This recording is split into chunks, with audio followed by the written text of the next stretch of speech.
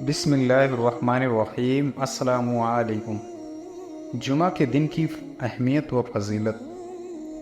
یوں تو سب دن اللہ تعالیٰ کے بنائے ہوئے ہیں، مگر جمعے کے دن کی اہمیت کو بیان کرتے ہوئے اللہ کے رسول صلی اللہ علیہ وسلم نے ارشاد فرمایا، اللہ تعالیٰ نے ہم سے پہلے کے لوگوں کو جمعے سے محروم رکھا، چنانچہ یہودیوں کے لیے سنیچر اور عیسائیوں کے لیے اتوار کا دن تھا۔ پھر اللہ ہمیں لے آیا اور اس نے ہماری جمعے کے دن کی طرف رہنمائی کی۔ اس نے دنوں کی ترتیب اس طرح بنائی کہ پہلے جمعہ، پھر سنیچر اور اس کے بعد اتوار۔ اسی طرح وہ قیامت کے دن بھی ہم سے پیچھے ہوں گے۔ ہم دنیا میں آئے تو آخر میں ہیں، لیکن قیامت کے روز ہم پہلے ہوں گے اور تمام امتوں میں سب سے پہلے ہمارا فیصلہ کیا جائے گا۔ سب سے بہتر جس کا سورج طلوع ہو جمعے کا دن ہے۔ اس میں آدم علیہ السلام کو پیدا کیا گیا، جمعے کے دن ہی انہیں زمین پر اتارا گیا، جمعے کے دن ہی ان کی توبہ قبول کی گئی، جمعے کے دن ہی ان کی وفات ہوئی اور جمعے کے دن ہی قیامت قائم ہوگی۔ ہر جاندار جمعے کے دن صبح سے لے کر سورج نکلنے تک قیامت سے ڈرتے ہوئے اس کے انتظار میں رہتا ہے، سوائے جن و انس کے۔ اور جمعے کے دن ایک وقت ایسا بھی آتا ہے کہ ٹھیک اسی وقت میں جو بندہ مسلم نماز پڑھ رہا ہو اور وہ اللہ سے جس چیز کا سوال کرے تو اللہ اسے وہ چیز عطا کرتا ہے۔ جمعہ کی نماز کس پر فرض ہے؟ جمعے کے دن سب سے اہم عبادت نماز جمعہ ہے۔ یہ ہر مکلف پر فرض ہے۔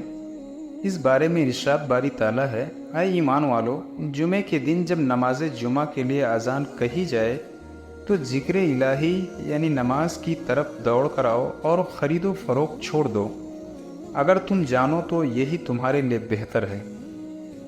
اور اللہ کے رسول صلی اللہ علیہ وسلم نے فرمایا، نماز جمعہ ادا کرنا ہر مکلف مسلمان پر حق و واجب ہے، سوائے 4 افراد کے، غلام، عورت، بچہ اور مریض۔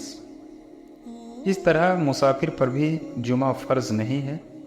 نماز جمعہ با جماعت ادا کرنا فرض ہے، اسے اکیلا پڑھنا صحیح نہیں۔ اور جس شخص کی نماز جمعہ فوت ہو جائے وہ ظہر کی 4 رکعت ادا کرے۔ نماز جمعہ بغیر کسی شرعی عذر کے نہیں چھوڑنا چاہیے، اس لیے کہ جو آدمی غفلت کی وجہ سے 3 جمعے چھوڑ دے، اللہ اس کے دل پر مہر لگا دیتا ہے۔ اور یہ کہ لوگ نماز جمعہ چھوڑنے سے باز آ جائیں، ورنہ اللہ تعالیٰ ان کے دلوں پر مہر لگا دے گا، پھر وہ غافلوں میں ہو جائیں گے۔ آپ صلی اللہ علیہ وسلم نے یہ بھی فرمایا کہ میرا دل چاہتا ہے کہ میں ایک آدمی کو حکم دوں کہ وہ لوگوں کو نماز پڑھائے، پھر میں ان لوگوں کو ان کے گھروں سمیت آگ لگا دوں جو نماز جمعہ سے پیچھے رہتے ہیں۔ جو آدمی جمعے کے دن غسل کرے، اپنی طاقت پر پوری طہارت کرے، تیل لگائے یا اپنے گھر والوں کی خوشبو لگائے، پھر مسجد میں پہنچ کر 2 آدمیوں کو الگ الگ نہ کرے، یعنی جہاں جگہ پائے وہیں بیٹھ جائے، پھر وہ نماز ادا کرے جتنی اس کے مقدر میں لکھی گئی ہے، پھر جب امام خطبہ دے تو وہ خاموشی سے سنے تو دوسرے جمعے تک اس کے گناہ معاف کر دیے جاتے ہیں۔ اور یہ کہ جس شخص نے جمعے کے دن غسل کرایا اور خود غسل کیا، نماز کے لیے اول وقت میں آیا اور جمعے کا خطبہ شروع سے سنا، چل کر آیا، سوار نہیں ہوا، امام کے قریب بیٹھ کر خطبہ سنا اور کوئی فالتو حرکت نہیں کی، تو اسے ہر قدم پر 1 سال کے روزوں اور 1 سال کے قیام ثواب ملے گا۔ احادیث کا مفہوم ہے کہ جس شخص نے جمعے کے دن غسل جنابت کی طرح غسل کیا، پھر وہ جمعے کی نماز کے لیے مسجد میں چلا گیا تو اس نے گویا ایک اونٹ کی قربانی کی۔ جو شخص دوسری گھڑی میں مسجد پہنچا، گویا اس نے گائے کی قربانی کی، اور جو تیسری گھڑی میں پہنچا، اس نے گویا سینگ والے ایک مینڈے کی قربانی کی۔ جو چوتھی گھڑی میں مسجد گیا گویا اس نے ایک مرغی کی قربانی کی، اور جو پانچویں گھڑی میں گیا گویا اس کے ایک انڈے کی قربانی کی۔ پھر جب امام منبر کی طرف چل نکلے تو فرشتے مسجد میں حاضر ہو کر ذکر خطبہ سنتے ہیں۔ جب جمعے کا دن آتا ہے تو مسجد کے ہر دروازے پر فرشتے پہنچ جاتے ہیں جو آنے والوں کے نام باری باری لکھتے ہیں۔ پھر جب امام منبر پر بیٹھ جاتا ہے تو اپنے صحیفوں کو لپیٹ کر مسجد میں آ جاتے ہیں اور خطبہ سنتے ہیں۔ اگر ہم یہ چاہتے ہیں کہ جمعے کے دن فرشتے اپنے صحیفوں میں ہمارا بھی نام لکھیں تو ہمیں چاہیے کہ امام کے منبر پر پہنچنے سے پہلے ہم مسجد پہنچیں، تبھی ہمیں قربانی کا ثواب ملے گا۔ جمعے کے دن ایک گھڑی ایسی آتی ہے کہ اس میں کوئی مسلمان بندہ نماز پڑھ رہا ہو اور اللہ سے دعا مانگے تو اللہ اس کی وہ دعا قبول کرتا ہے۔ جو شخص نماز جمعہ کے بعد نماز پڑھنا چاہے تو 4 رکعت پڑھے۔ اگر تم جلدی میں ہو تو 2 رکعت مسجد میں اور 2 رکعت گھر لوٹ کر پڑھ لو۔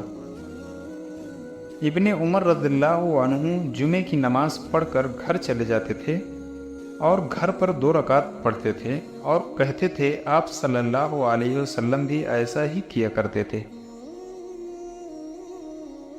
نبی صلی اللہ علیہ وسلم پر کثرت سے درود۔ اکثر حضرات اسی کشمکش میں رہتے ہیں کہ جمعے کے دن کیا پڑھنا چاہیے، تو بہرحال آپ کو بتا دیں، اس دن وہ رات میں اللہ کے رسول صلی اللہ علیہ وسلم پر زیادہ سے زیادہ درود پڑھنا چاہیے، کیونکہ آپ صلی اللہ علیہ وسلم نے فرمایا تم اس دن مجھ پر کثرت سے درود پڑھا کرو، تمہارا درود مجھ پر پیش کیا جاتا ہے۔ صحابہ کرام رضی اللہ عنہم نے کہا ہمارا درود آپ پر کیسے پیش کیا جائے گا جبکہ قبر میں آپ کا جسد اطہر تو بوسیدہ ہو جائے گا؟ آپ صلی اللہ علیہ وسلم نے جواب دیا بے شک اللہ تعالیٰ نے زمین پر انبیاء کے جسموں کو کھانے حرام کر دیا ہے، میری امت کا درود مجھ پر ہر جمعے کو پیش کیا جاتا ہے، بس جو شخص مجھ پر زیادہ درود پڑھے گا وہ سب سے زیادہ میرے قریب ہوگا۔ جو مجھ پر ایک دفعہ درود بھیجتا ہے اللہ اس پر 10 رحمتیں نازل کرتا ہے۔ جو شخص مجھ پر ایک دفعہ درود بھیجتا ہے تو اللہ اس پر 10 رحمتیں نازل کرتا ہے، اس کے 10 گناہ مٹا دیتا ہے اور اس کے 10 درجات بلند کرتا ہے۔ جو شخص صبح کے وقت 10 دفعہ اور شام کے وقت 10 دفعہ مجھ پر درود بھیجتا ہے اسے قیامت کے دن میری شفاعت ہوگی۔ نماز جمعہ کو پانے کے لیے ضروری ہے کہ نمازی امام کے ساتھ کم سے کم آخری رکعت پا لے۔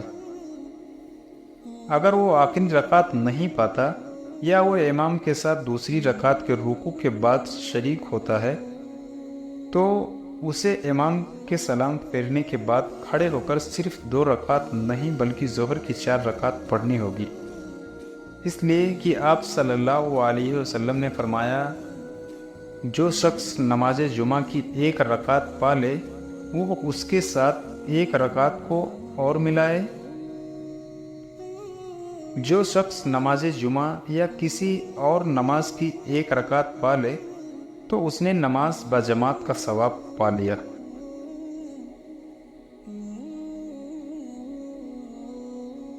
جب تم جمعے کی 1 رکعت کو پا لو تو اس کے ساتھ 1 رکعت کو اور ملا لینا، اور جب تم سے دوسری رکعت کا رکوع بھی چھوٹ جائے تو تم 4 رکعت پڑھنا۔ جب تمہیں جمعے کی 1 رکعت مل جائے تو تم اس کے ساتھ 1 رکعت اور رکعت ملا لینا۔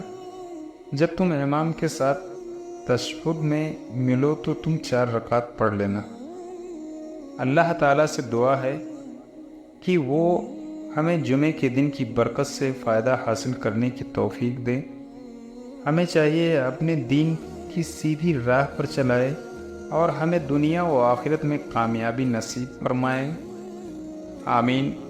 خدا حافظ، وآخر دعوانا الحمد للہ رب العالمین۔